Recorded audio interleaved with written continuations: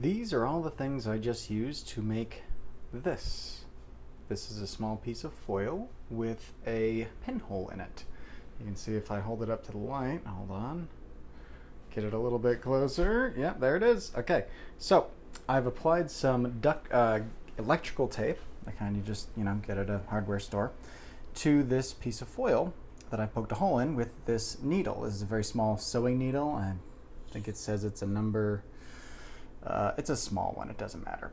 But I just poked that hole in this foil, and now what I'm going to do is tape it to my camera lens. And what that's going to do is, well, first let me give you a quick sample of how close the camera can focus on its own. So I'm going to try right now to kind of focus on, my finger or something.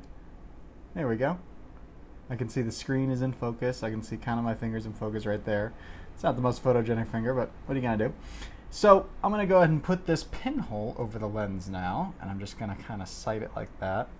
Keep going. I'm actually going to turn it. Sorry, one second. I got the tape arranged in a very specific way for my particular phone, which happens to be an iPhone 5S. Yes, very stylish. That's what the S stands for. So you can see we're seeing through the lens right now.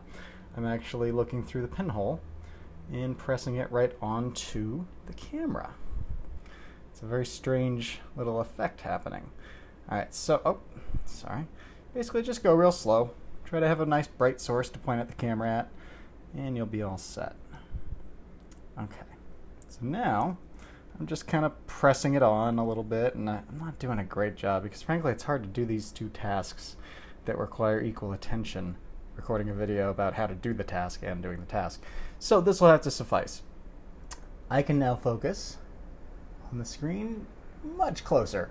And if we must look at my fingers again, I mean, that's pretty unique, all of that. And let me get some light here. Here, we'll do this. All right, that's more fun. So now we have some light. Let's focus on my finger a little bit closer.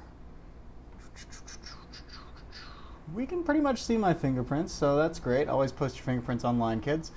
And what's happening here is basically we're creating a very small f-stop for this camera. The camera normally has an f-stop that's pretty big relative to its lens size, and we're giving it a smaller one, which makes all the individual parts of light hitting the image smaller, and therefore they're less likely to be out of focus. I'm not doing a good job of explaining this, and that's okay. You can research pinholes by Googling the subject pinholes and have a good time looking up camera stuff while you do it. I recommend doing this trick whenever you want to go and get really close to things. Now, I'm sorry, the video's kind of dark. I'm trying to make it brighter here. If we take it out into the world, well, first, you see it's kind of hazy and it's a unique effect. This is just because it's a quick pinhole I didn't really try to improve much on, but it gives everything kind of a painterly quality. So now I'm going to go over here, get real close to something, and let's just see how much we can get. Let's just keep going. Keep going until we touch the subject, which is very small. Boop, boop. Yeah, so that's pretty fun. Anyway, I hope you enjoyed this. Pinholes are great.